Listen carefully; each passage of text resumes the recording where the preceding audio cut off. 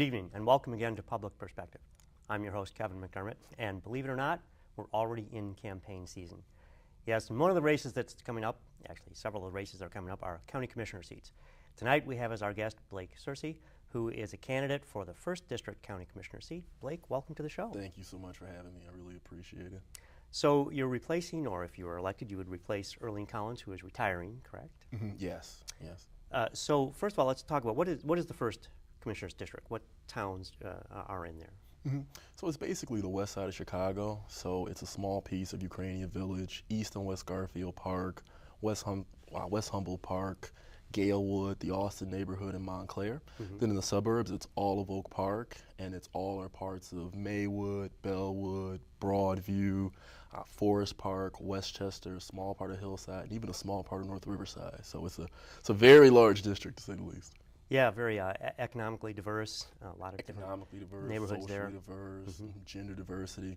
I think it's one of the best things about the 1st District, and one of the things that really led me to run. I'm somebody who was born and raised in the Austin neighborhood. I've lived in Austin my entire life. I went to high school at Fenwick and Oak Park, went to grammar school at St. John Lutheran and Forest Park, so I've touched each part of the district. I have relationships and networks with people in each part of the district. I also feel like a candidate who can represent the entire district. Not just the city, not just the suburbs, but I want to build bridges between the entire 1st District, and I'm excited to represent the whole district and all of its diversity. Well, you grew up in the city, and you went to school in the suburbs, right? Yep, exactly. So there you go. Exactly, it's a little bit of a mix crossing that Austin border. So Oak Park was a home away from home for me when I was in high school, and Forest Park was a home away from home when I was in middle school. So I understand the city, I understand Proviso, I understand Oak Park. And then going a little further in your background, you're also an attorney by trade, right? Graduate of the University of Chicago Law School. Yep. And now an attorney at Jenner and Block, correct? Yep, I'm an associate in the litigation department at Jenner and Block. I focus on anti-corruption compliance work. I also do white-collar criminal defense. So a lot of the work that we do at Jenner, we work with major companies on those issues. I also do a lot of pro bono work. That's one thing that I really like about Jenner, in addition to other things, is that it's a firm and a place that really cares about pro bono. So as a part of the pro bono work I do, I handle Section 1983 cases, particularly, so those are cases, the ones that I handle are prisoners' rights cases.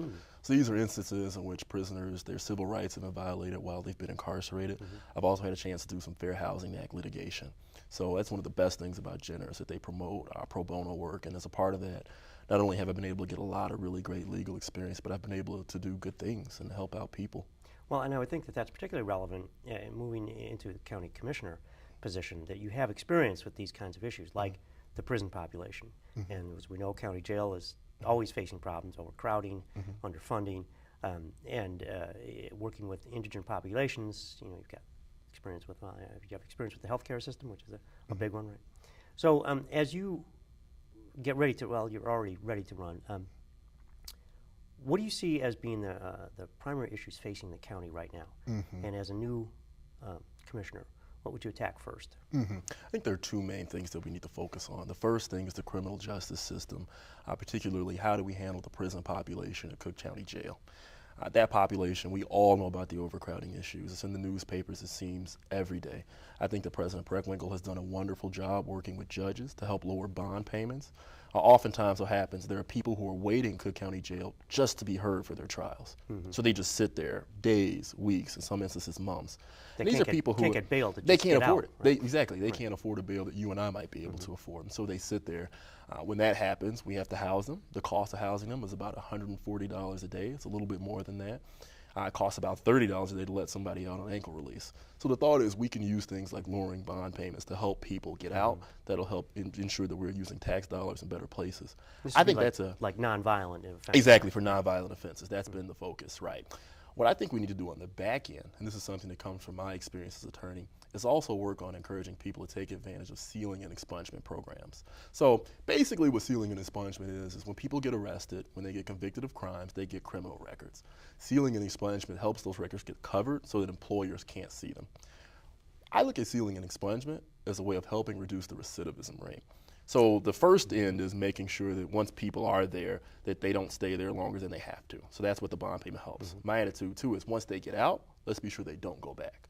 So if we can reduce the recidivism rate by helping people get jobs through sealing and expungement programs, That'll lower the prison population at the Cook County Jail, and it'll also help ex-offenders become more employable. So before I started at Jenner, I worked at the Chicago Legal Clinic as a part of a public interest fellowship. I was there for about 6 months. And one of the things that I handled were sealing and expungement matters. So we would go to Cook County Jail, and we would represent people in front of a judge. We would look at their records. We'd tell them what they could get sealed, what they could get expunged. We'd represent them, and then more often than not, we were successful with helping them get their records sealed or expunged. The best part about that process is you get done with it, and somebody would come to you and they say, "Thank you." And I say, "Oh, no problem, you're welcome." And they'd look at me and they say, "No, really, thank you." This because allows it's them a to get a burden. It's a job. burden lifted off of their shoulders because in so many instances, people are applying for jobs. And this is something that I've seen in my own family. I have people in my own family who are ex-offenders who are trying to apply for jobs, and employers typically will run their background check. And then when they do that, they see that they have a criminal record. Oftentimes for insurance issues, in addition to every other issue that we can think of, employers are hesitant to hire ex-offenders. So now, on almost every job application, there's always a question that says, have you ever been convicted of a felony? Or in some cases, a misdemeanor. Right. If the record is covered, or covering and expunging would be two different things, right? But yeah, right, exactly. But if it's covered, does the job applicant have to respond yes to that question? That's a difficult question because so there are two different frames of thought on that. What is the legal answer, and then what is the practical thing to do? Because in some instances, the thought is, do you want to be honest and forthright with an employer? People are often worried that are there other ways that they might find out I have a record even if it's sealed or expunged. What we tell people is your record is your record. If you get it sealed and expunged, they don't have a right to know about that conviction. So on those issues, I would typically advise people not to say that because again, the employer can run your record, they could see your background, and if you've gone through everything that you've needed to do to get it sealed and expunged, then you've gone through the legal means to redress that issue. And you're not doing anything that's illegal or improper. Exactly. Right. Exactly. All of this is following the law. Mm-hmm. Right. So what would qualify, I mean, I know we want to get back to county issues, but I'm curious about this. What would qualify as something that could be covered? What level of crime? What an example of that? So the sealing and expungement laws are pretty complicated, so I can try to get into it and break them down. But the best way to look at it is, I like to think of it just broadly when I explain it to people. So you can imagine your nonviolent offenses. Typically it'll take 2-3 years, depending on the level of offense, whether or not it's a misdemeanor, for it to be either sealed or expunged. Now if you have a conviction, convictions cannot be expunged, but they can be sealed. Right, exactly. So that's the major distinction that we sit down and we share with people. More than anything, what you do is you look at the offense, and then you determine whether or not, looking at the guidelines that we have for sealing and expungement, it could be sealed and expunged, whether or not they were convicted. You have to look at someone's complete criminal background. So it's a pretty complicated process, and that's something that people have worked hard on in Springfield to help become a little bit more transparent and to get more things that could be eligible for sealing. So what would happen at the county level? What could you do at the county board? So let's be clear that the laws that govern sealing and expungement, these are state laws. Okay. This is not something at the county level that I can change. I can't change laws. But what I can do is make people in the first district more aware about the programs out there that exist for sealing and expungement, like the one that exists at the Chicago Legal Clinic, like the one that exists at the Shriver Center. I just recently joined the associate board of the Shriver Center. They also do sealing and expungement work. So not only directing people to those places, but also trying to bring those resources into the first district. I'd like to get those people to come into my office if I'm elected Cook County Commissioner to help people understand the laws, understand what they can do to go through the process to get their records sealed and expunged. The same way that I'm out there raising money for my campaign, I'll do that to try to create a fund to help with sealing and expungement, a fund that will help people make the payment to get their criminal records, a fund to help insurers or help employers by insuring ex-offenders. This is another thing that people have done in the community. So what you do is you say, well, I know you're a little hesitant to hire this ex-offender, but my organization wouldn't necessarily be the county. It could be a nonprofits that we work with. We'll insure them up to $5,000 in loss. So if there's any type of issue, you won't have to go to your insurance first and have to go through all of those issues with going through insurance with an ex-offender. We'll cover them. We'll cover them for the first X number of dollars. So if I take the opposite side of that argument, sure. and I know that there are constituencies in your district that could look at that and say, it's another one of these, nanny government state, lily-livered liberals, and they're out there trying to protect these guys who really, they're criminals, and why are we coddling these guys? How do you respond to that argument? What is the is there a social good that's accomplished by this that everyone benefits from? That's a very real argument, and I understand people's concerns. I've heard people say, well, why should people who have committed crimes be treated better than those who haven't? They've committed a crime. We should punish them. But here's my thing with that. They've committed a crime. They've done their time. We're talking about individuals who it's been years since the crimes that they've committed, and they want to become productive members of society. It makes no sense for us to continue to punish certain people in our society because of crimes they committed in the past. If we do that, we won't have a strong Cook County. Part of having a strong Cook County, a strong First District, a strong Oak Park, Forest Park, is looking at places like Austin, East and West Garfield Park, where we have numbers of ex-offenders, and finding ways to put them back to work, finding ways to make them productive members of society. Because as you mentioned earlier, recidivism is very high amongst ex-offenders. And largely, I would guess, because they can't find jobs. So if you can put them back to gainful employment, right, the recidivism rate should drop exactly, noticeably, right? Exactly. That's certainly something that could be a part of that equation. There are many things that we need to do to help reduce recidivism rate. I think sealing and expungement is a critical part. In addition to that, it's more investment in job training programs. And beyond job training, we have to help create jobs at the county. So if we do those things, we can help people who have records and people who don't find work and find employment. So I think that it's really just common sense policy. You can think that, okay, these are people who committed crimes, but if we leave them to the side, we'll never have the strong Cook County that we want. We have to do the things that we need to do to put them back to work and to make them productive members of society. That makes sense to me. I certainly buy that argument. Right. And I think Right. you presented very well. I think that voters who hear that, I'm hoping, would be persuaded. Let's talk about some of the other issues facing the county. Budgets, pensions, and finances are always a big deal in Cook County, and I know a budget just passed recently. What is your sense about the budget priorities for the county? I think that the budget that passed this time had a lot of good things, and I'm happy that they're due to the Affordable Care Act, and so due to county care, early enrollment. Because of that, we were able to get more federal dollars to help subsidize our hospital system. Whenever we do that, that means that we could push dollars towards more things. So this budget it reflects that. More money has been pushed towards criminal justice, and I'm happy about that. Anytime you see a budget, you always hope that there's more money to be pushed towards mental health. It's such a significant issue, not just in the First District, but throughout the entire county. And why is mental health so important? Mental health is tied to so many of the issues that we find on the west side of Chicago, and I think with people throughout our county when it comes to things like drug addiction, crime, inability to find employment. So I know that there's a push among a lot of leaders in the community and elected officials to request more money from Springfield for funding towards mental health. Now, we all know that Springfield's in rough economic shape, so the likelihood of that happening isn't too strong, but I'm also a part of that push. Additionally, I think we need to try to find new ways at the county level to devote money towards mental health. So both at the Cook County Jail, looking at the incarcerated population there, and also trying to serve populations beyond that as best we can. One thing that I want to focus on too as commissioner is trying to find mental health where it exists earlier and at as young of an age as possible. Now, this is not something that you accomplish in your first year, second year, third year, and it's something that you would need the entire Cook County Board to get behind. I know that there are already people working towards this, but the thought is finding ways that we can work with children, particularly children that we know are high risk for mental health issues. So going to the school system, going to CPS, finding ways to help diagnose them there if we can.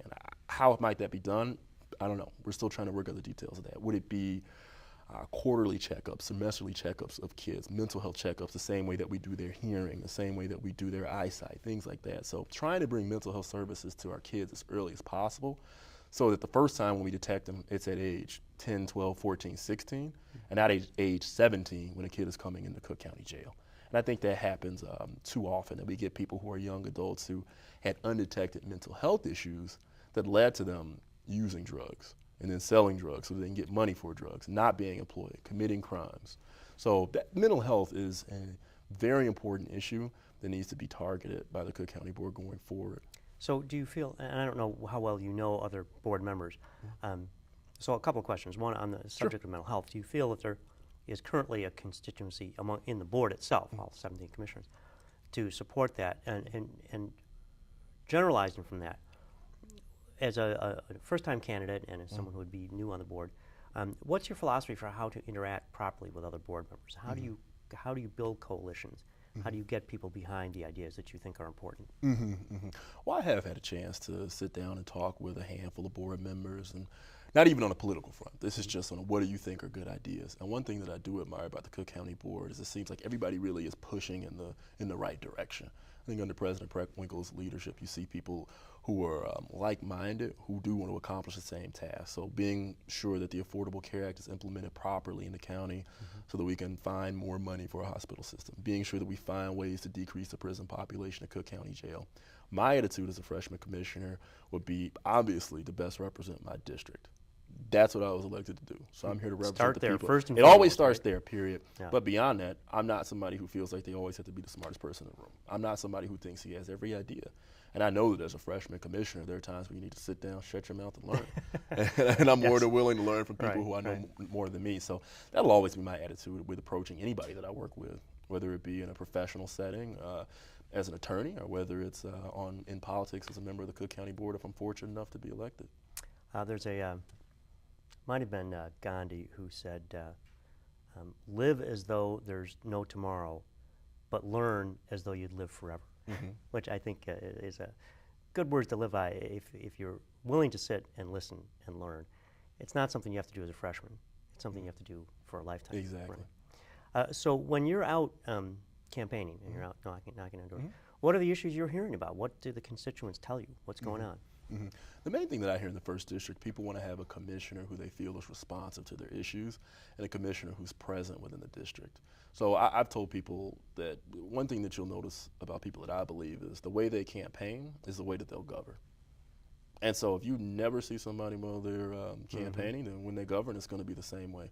I started this campaign in August at train stops handing out literature. And I can tell you people were, when is election day? Is it in November? No, March 18th. Yeah. So I enjoy doing that. I believe that you have to take democracy to people. One thing that I suggested that I'll do as Cook County Commissioner is commissioner on your corner.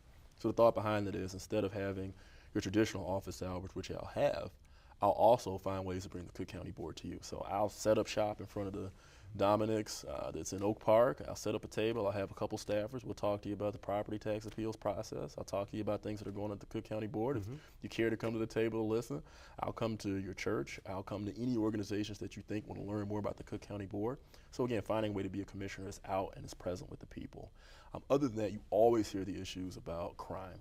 Crime is an issue that's talked about in the 1st District, especially in the Austin neighborhood. And what can the county board? I mean, the Chicago police are in the Austin neighborhood. There are police departments in each of the suburban communities. What role can the county and the county sheriffs play in that kind of crime control? By statute, the county sheriff is required to monitor unincorporated areas within the county. I want to be an advocate for wherever possible getting Cook County Sheriff's officers into places within the county, like Austin, like Galewood, places where we see that there are issues with crime, East and West Garfield Park. We've seen the Cook County Sheriff's Office partner with municipalities that did have issues with covering police shifts. Now, don't get me wrong, Chicago and the Austin neighborhood is far larger than a lot of these smaller municipalities in which that was done. But those of us who live on the west side, we can highlight certain blocks, certain corridors along Central, North Avenue, Austin, Laramie, Madison, where we know are high crime areas. If we can get 1, 2, 3 more cars there in that area to help just monitor, I think that'll help people feel safer, and it'll go a long way towards making our streets safer. Do you think that would be, I mean, there's Chicago police, you know, any large area, large department, there's always territorial issues, right? Always. It happens in the corporate world, it happens in government, everywhere, right? Exactly. So, and I know that's an issue that I'm going to run into, period.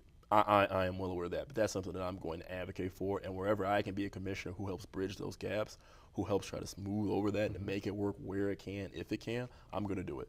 Now, that doesn't mean that it will, but that's an idea that I think we need to explore. We have to. We deserve safer streets in the 1st District. We do. And being born and raised in the Austin neighborhood, I know what it's like to live in areas where you just don't feel safe.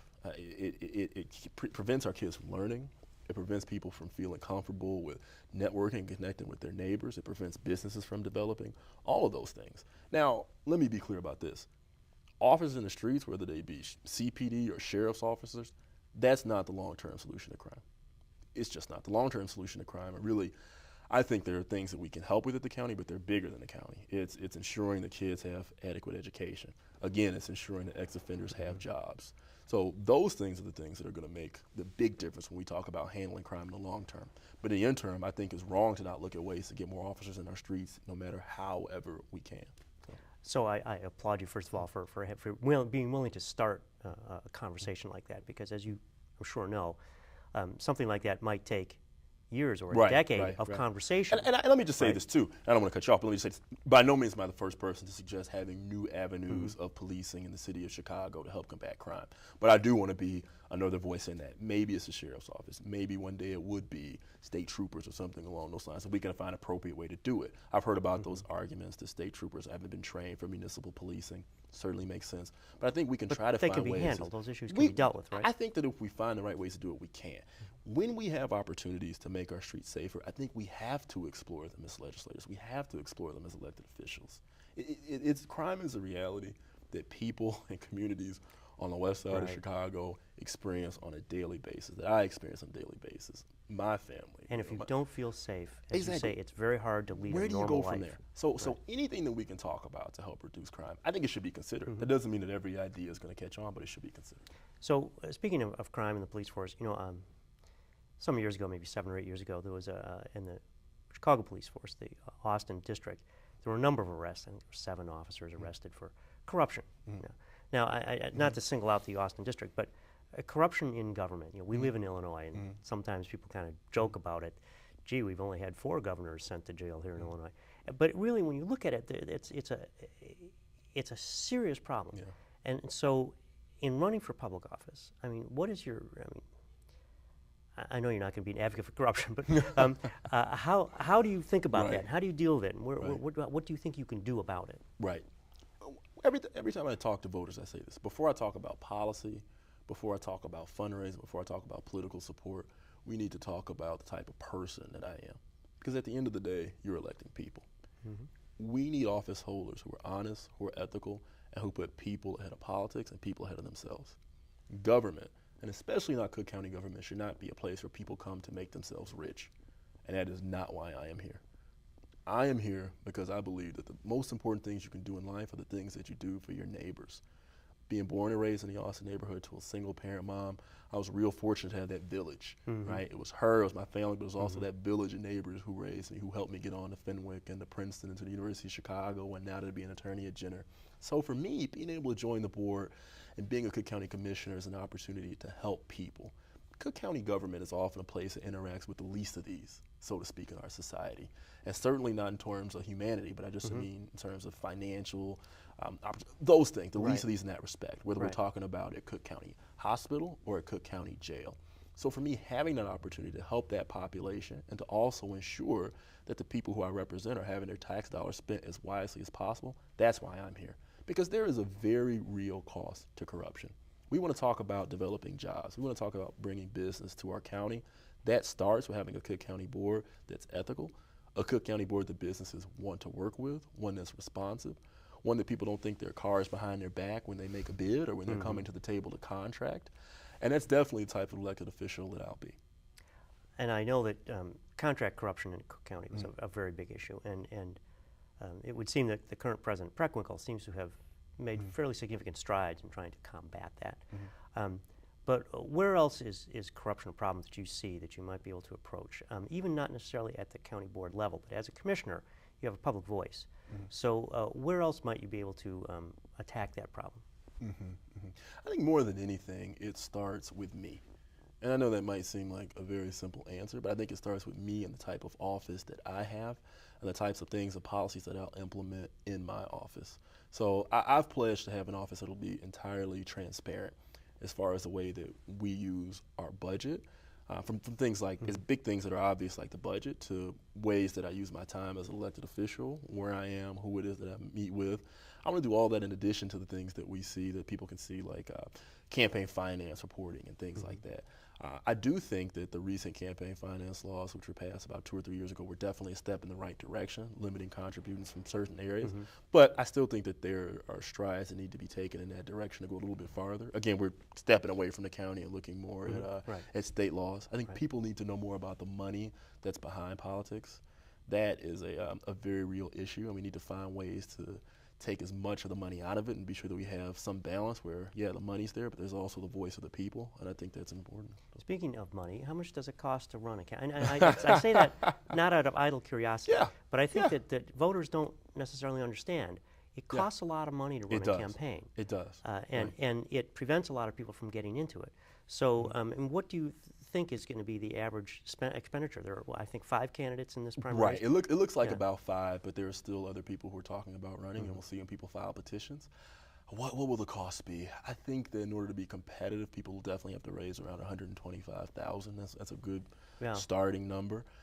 We're fortunate in that we've had a lot of support early on. We finished in the top 2 last quarter in fundraising. We're confident that we're going to be in the top 2 from now until Election Day, and that we're going to be able to have enough money to tell our story to voters. But yeah, I agree. I mean, I'm happy that we finished in the top 2. At the same time, I wish there was a better way to do it. I wish there was a better way to so that I could spend more time talking to voters and talking about issues. But fundraising is a very real part of politics. It's one that our campaign hasn't shied away from, but it's also one that we realize we hope in the long term would be reformed. Well, and in fact, it's usually used as a proxy for public support as well. Exactly. Right, as you know, the top fundraisers are considered the most viable candidates. Exactly. Right. So it helps your candidacy. Exactly. Now, speaking of your candidacy, there has not, I don't think that the slating process has taken place yet. So, so are you you're looking to be slated? I would assume by the Democratic Party, right? Will there be slating in the primary? We've talked to the committeemen in the area. Everyone knows we're running. They've known me for years. Many of them have known me for years, from when I was a kid to when I've worked on the campaigns that I've worked on in the past, to this race and other issues.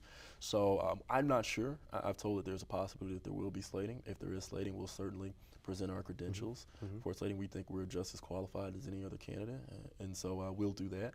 But yeah, so between slating and fundraising, we're going to do everything that we can to make ourselves and our story as well known as we can throughout the first district. Have you lined up any significant supporters, people who have endorsed you that you can mention? Our biggest supporter so far has been a man named Addie Onayemi. Addie, I know him. Exactly, right. He used to be on the elementary school board district in Oak Park. Addie ran against Commissioner Collins last time, and he was able to win Oak Park, and he also won the suburbs. So Addie was an early supporter, and he's been a good friend. He and I met a few years ago, and he's someone who I think ran a great campaign. And he was, in fact, he's been on the show. We had a wonderful conversation with him. Yes. So he's been my big early supporter, and so it's been great to have his support within the district. In addition to, it's so hard to name one people, especially with a race like we're running. Oh, sure. You don't want to put people in a position, it's too. Friends and family. Yeah, you don't want to put people in a position, but it's also, boy, I'd have to throw out people literally who I grew up with on the 900 block of Laurel, who were out there getting signatures and who gave money, give signatures, and I know that those contributions mean so much to me. So, but yeah, I would say Addie's probably the biggest name right now who's been out there supporting us. So, if you're elected, well, I know you have to go door to door and do this. So, in your campaign speech, you know what the elevator pitch is? Right. Oh yeah. So, what's your elevator pitch? When you knock on doors and you got 30 seconds, what's your pitch? We need to take Cook County government back from insiders who think that government is a place to make them rich. We deserve safer streets. We deserve to find money for better schools. We deserve a Cook County hospital that's efficient. It's been going in the right direction, but we can still continue to do better. And we also need to find ways to reduce overcrowding at Cook County Jail. I'm a commissioner who's ready to work on all of those issues. I'm someone who's going to be present in the community, and I want to work with you. I want to get your ideas on how we can improve Cook County government overall. So that's the 30-second, and then usually after that, people latch on to one of those things. I like to call it giving them a menu, and they get to pick their one favorite and ask me, well, what is your specific idea for that issue? Well, you'll have to come back after you've been elected to talk about it, because we're already out of time. Are we really? Yeah, that's why I asked you for your 30-second pitch, right? Because that's about what we had left. Well, so, Mr. Sercye, thank you so much for coming on, and I wish you good luck in the race. March 18th is the primary, right? March 18th. Thank you. You're welcome. And thank you for joining us once again on Public Perspective. I'm your host, Kevin McDermott. You can find us every Saturday night at 8 o'clock on Channel 19 Comcast, and you can also find us on the web at publicperspective.tv. So till next time, thank you and good night.